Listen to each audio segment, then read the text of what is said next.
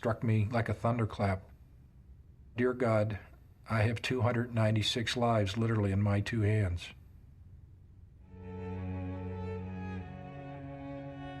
As I walked into cockpit and I took in the pilot's behavior, the aircraft's behavior, the status of the engineer's panel, the first thing that strikes your mind is, dear God, I'm going to die this afternoon. The only question that remains is how long is it going to take Iowa to hit me? That's a very compelling moment in your life. Life was good, and here I am 46 years old and I'm going to die. My wife was my high school sweetheart. Loved her dearly, and I had 3 beautiful children. Where are we right now? Are we in love or are we at war? I talked to her the night before, and the last thing she said to me was, I love you, hurry home, I love you. And with that knowledge and that peace, I was ready to die that day if I had to. I knew I loved them to death.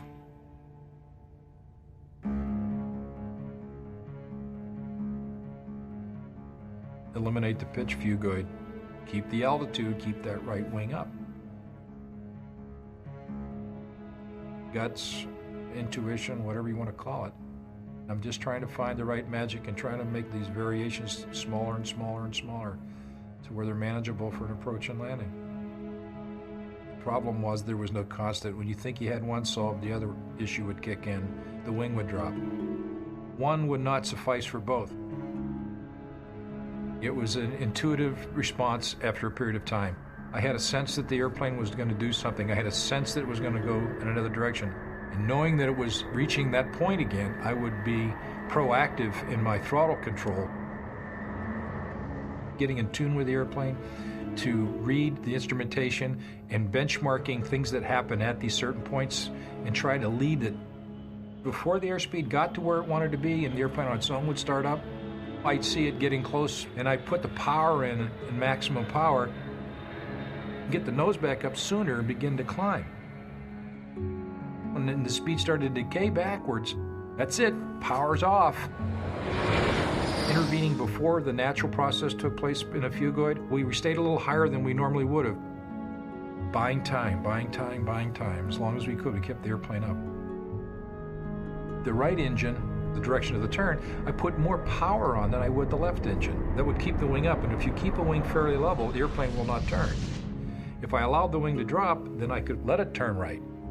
The phugoid caused me to take power all the way off and all the way on, and that complicated it immensely. It just became like the airplane was an extension of me, and I could feel these stimuli coming at me before I actually felt them or saw them. It was work in progress all the way to the ground. I don't think I ever perfected it. It just got better little bit by little bit. There is a possibility that we can make this survivable.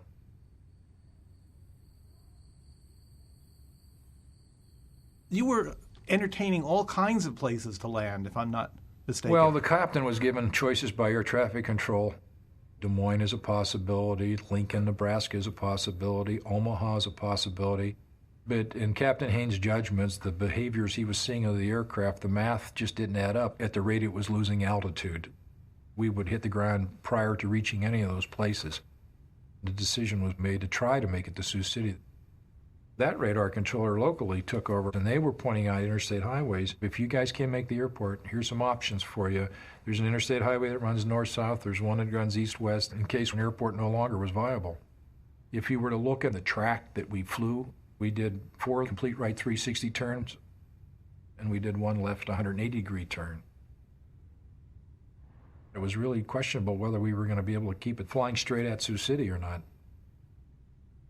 One of the things that we wanted to know was where were we? The navigation station at the Sioux City Airport that tells us how far we are and what direction the airport is from the aircraft. Unfortunately, it was out of service that day, so we didn't have any onboard navigation capability to the airport. We were talking to the approach controller, and that gave us some positioning.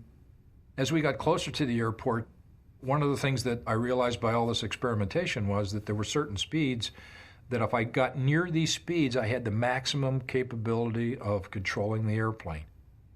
A normal DC-10 would approach the airport at about 150 miles per hour. I could not slow this airplane safely below 250 miles an hour. We were 100 miles an hour faster than normal. And United 232 Heavy, if you can't make the airport, sir, there is an interstate that runs north to south to the east side of the airport. It's a 4-lane interstate.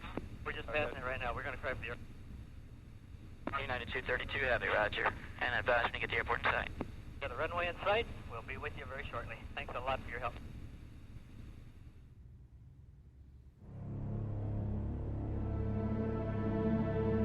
We were perhaps about 6 minutes out.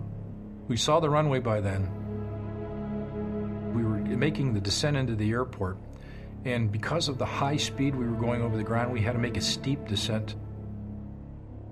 They said you can land on runway 31. We didn't have the altitude or the maneuverability to maneuver to that runway. As a matter of fact, the controller said, "You're clear to land on any runway," to Captain Haynes, and Al's retort was basically a laugh. He said, "Ha, you want to make it a runway, huh?" When we finally saw the airport, we were almost directly lined up with 22, and that was a godsend. We didn't have to maneuver the aircraft. We were already lined up for a straight-in approach into that runway. They put a big yellow X on it so pilots know that that's a closed runway. You don't land on this. But that runway was 6,600 feet long. It was a World War II runway. It's been closed for years. Cracked, crumbling, but boy, it was in the right direction, and that's what we needed. At 330,000 pounds going over 250 miles an hour with no way to stop it, we don't have any brakes. We had to touch down as close to the end of the runway as possible so we could use all the runway ahead of us to slow down. But the beautiful thing was at the end of the runway was a wide open field that was laced in corn, and I thought, perfect.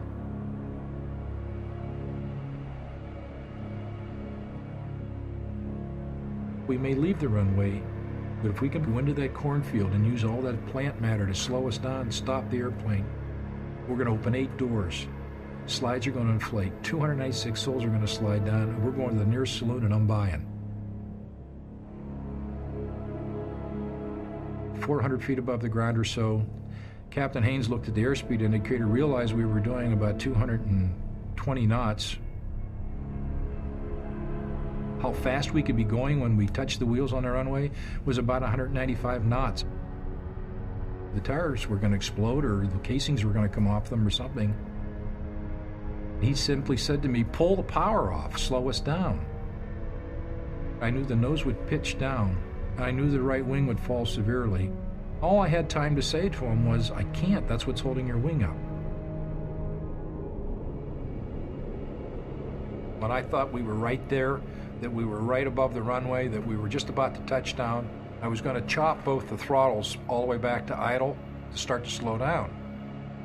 But then I looked over to see incredibly high sink rate, 1,800 feet per minute toward the ground, 3 times in excess of the structural capability of the landing gear.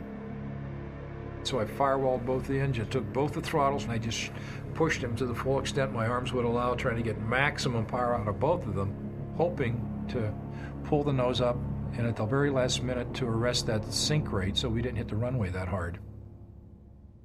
But there just wasn't time.